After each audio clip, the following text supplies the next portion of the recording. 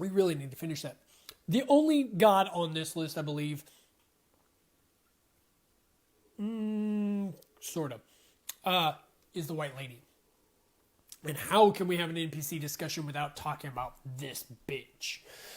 This bitch is still alive somehow. She's basically abandoned her king, locked herself in her garden, taken Dryia with her. Dryia is now dead, fucking defending her, and this bitch is oblivious. I'm not a big fan of the White Lady, if you can't tell, but I do have to talk about her. So she knows the true nature of the delicate flower and where it came from. She knows that it came from the Grey Mourner. She tells us the Grey Mourner comes from distant lands. Tranquil and serene, I believe, is the phrase she uses. But then she fucks us. She tells us that there was an idea instilled in the Hollow Knight, and that's what corrupted him. That's what made him be unpure. Now, here's the deal. Most of us believe, I don't want to say most of us believe, most fans believe that that idea instilled is what we witness at the end of the Path of Pain, where the Pale King and the Hollow Knight share a moment, they share a look, and there's maybe some fatherly love going on, and we believe that's the idea instilled. The White Lady knows that this idea instilled is what was the downfall. And so what does she do to our vessel? She literally fucking instills an idea in us. She basically fucking says, hey, here's an idea. We have one of two choices.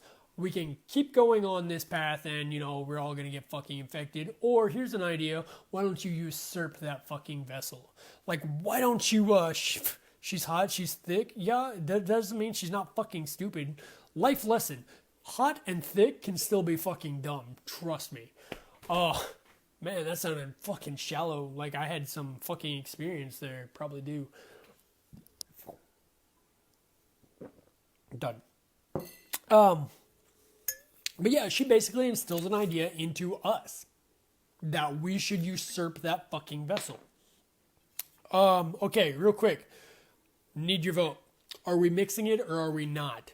I actually forgot rocks tonight, so if we're not mixing it, it's going to be warm. I don't give a shit. Your guys' call down in the comments real fast. But she's instilling an idea into us, into our vessel, that we should take the place of the Hollow Knight. And for some bullshit, petty-ass reason, because she doesn't care about you, because she would rather sacrifice you to save her. And no one ever talks about how fucking how fucking pedantic, how fucking low, how sleazy that shit really is. Because she's willing to sacrifice you just the same way she sacrificed all of her other kids to save her own fucking ass. Jeremy's life tips say something bad, need to segue into a new topic, chug a drink. Damn straight. That's my fucking segue. Fuck you. Yeah, let's fucking do that again. Fuck you, Davey.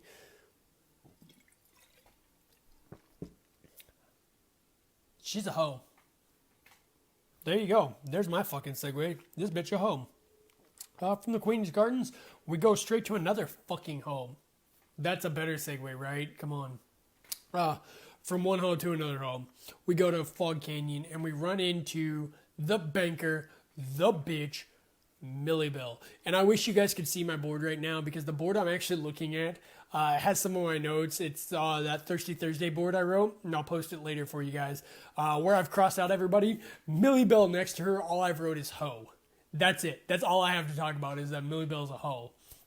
But Millie Bell actually tells us what she's going to fucking do the moment we meet her. Her very first line of dialogue, and you can go and check this, but she says she was just about to close up shop and run. Fuck.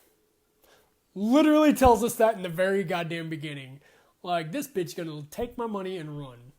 That's exactly what she does. Once you hit like 2,550, it's a really odd specific number. Maybe I'm wrong on that, but I'm guessing I'm right. 3/4 booze. Ooh, that's a fun mix, but apparently you're the only one weighing in, so 3/4 booze. That'll be a fucking insane drink. What happens first? Jeremy gets, I can't read that, and we get the full backstory in a physical form. Dude, I can't fucking read what you're writing, Davey. You're like, fuck you. Millie Bill's a hoe. She takes our money. She leaves once we hit 2,525, 2,550, one of those two numbers, and she runs off the pleasure house. We know this from dream nailing her.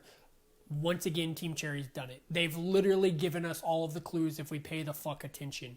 And that's one of the things I really want to do in Silksong is I want to try and dissect it as I'm going through the first time so that we're not surprised by this shit. Because when you come back after you've fucking deposited all of your geo to that bitch and she's gone and the bank falls over when you hit it with your nail, that is one of the worst feelings in the goddamn world. It's because you have no idea where she's gone. You've got no idea where your money went, and you feel scammed. It's really well done because you can withdraw and you can deposit and you can withdraw and you can deposit and you feel, hey, when I die, it's safe. It's not with my shade. I don't have to fucking possibly risk trying to get back there. And then all of a sudden, that safety net's pulled out from underneath of you, and your money's gone. That hoe is gone. And had you dream nailed her before, she actually tells you where she was going, that she's going back to that hot springs for a relaxing fucking jerk-off session. I don't know what she actually says. But she does tell us that she's going to the hot springs. Once we unlock that pleasure house, you get up in there, obviously stop by, listen to some enchanting songs, and then you get up there and you whoop her fucking ass for double your geo. Because that's the way you should fucking do it. Good afternoon, King. Gabriel, good afternoon to you, sir. It's evening here, but good afternoon to you. I know everybody here is kind of from different parts of the world. So if there's actually a time that works better for you guys, please let me know because I'm trying to produce this for you guys. I want to make sure it works for you. Obviously, I can't do it in the middle of the day because I'm at work here. I try and give myself enough time that I can come home, have some time with my family, eat dinner, get a buzz going on, and then produce this for you guys. But if there is a better time, please let me know because I will try and work that out for you guys. Once we do that, and we get our money back, she's worthless. She's done. But the fact that Team Cherry once again sets up such intense and such amazing foreshadowing, I thought was worth just that fucking mention. And she runs off, and we're left feeling helpless. We're left feeling scared. 3 a.m., I gotta be up by 9. Davey, that's some fucking dedication, man. Thank you. We're left feeling scared. We want to know where our money is. And most of us probably don't have a small key to unlock the pleasure house. And so we're just left wondering. She runs off and she runs basically, like I said, to the pleasure house in the City of Tears. And that's the next area I want to discuss. Davey, how was that fucking transition, you dick? The City of Tears, this NPC, we're going to mix it. This one. And then we'll probably hit another one that's not mixed. This NPC, well, fuck me, you've got to talk about, and that's the Nailsmith. That's the fucking Nailsmith. Because who doesn't love the Nailsmith? And we all know why we love the Nailsmith. That fucking gorgeous beard. Dude's got a rockin' beard going on. But once again, I've got to post you guys my board because all I have written next to the Nailsmith is gay. Because we all know where that dude's headed, and that's the Shio's butthole. So the Nailsmith's not really a quest NPC so much as he is a merchant, because he will upgrade that nail, and man, is it worth it. You upgrade that nail. Okay, so that's actually legitimately about 3/4 fucking whiskey. I poured it off camera. Apologize for that. It's just easier. But that's legitimately about 3/4 whiskey. Not a lot of Coke. So he'll upgrade your nail. It's worth it. 2,500 geo, and then you've got to start finding pale ore after that. Again, these numbers are off the top of my head. I could be a little off there. But getting your nail upgraded, getting stronger, able to take out those weaker enemies, you feel thankful that this guy's there. you feel happy, and then you finally get your pure nail. The fucking ultimate weapon. And he steps outside. He's done it. He's completed his life goal, and there is nothing more he can do. It was his ultimate goal, was to make a pure nail. And you have finally allowed him to achieve it. And you can see outside of his house all of the scattered remains of nails that have been refused, that have been broken, that have been rejected. And here, you've provided him with all of the necessary materials to finally achieve what he's always hoped for. And now he has one request. Why the fuck does he charge money for the last nail upgrade when he's planning on assisted suicide? Bear King, dude, I can't fucking argue with that logic. Gameplay mechanic? I have no clue. Like, that's a weird lock gate to have right before you're asking to feel the sweet kiss of that blade. Which brings us right into, once he steps outside, he wants to feel the sting of that blade. And 9 times out of 10, because your heart couldn't take it, you didn't kill him.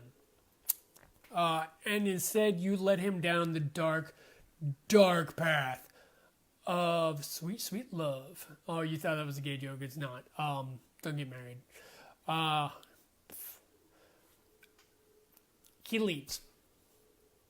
He leaves, and we all know, or not, maybe fucking spoiler warning, he goes off to Shio's fucking house, and you get the happy couple achievement. Or, you take the darker route, and you give him his wish, and you fucking blast him in the back, because you're not gonna fucking waste your nail on this piece of shit. You find his dead body floating down in a goddamn junk pit right next to Godseeker. So that's the shit you do because you're a fucking Chad. I know you. Maybe he uses the Geo to forge the nail. Like, maybe it's made of Geo.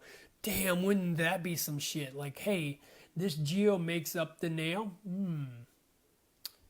That's not actually a bad theory, and it makes sense.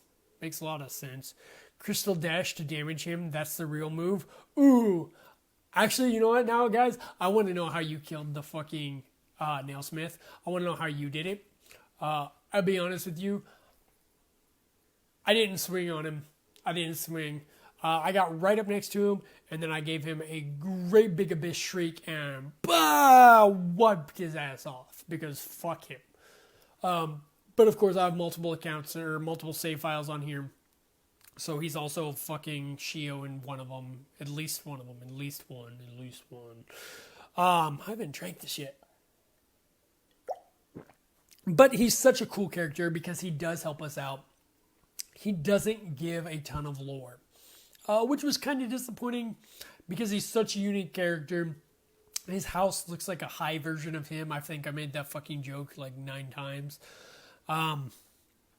And he was just one of those characters in the City of Tears that, again, was a constant, and he made you feel welcomed in a very unwelcome place. And speaking of unwelcome places, we've got to transition over into Kingdom's Edge and into a very unwelcome place. A place where you literally have to pay to die. And that's the Colosseum of Fools. And there's 2 motherfuckers in here that really deserve a mention, so I'm going to double down on this one. The first one we're going to mention is a very short, minuscule reference, but it's something that I noticed while doing research for the Look Deepers. Everybody thinks that we're inside of a giant worm.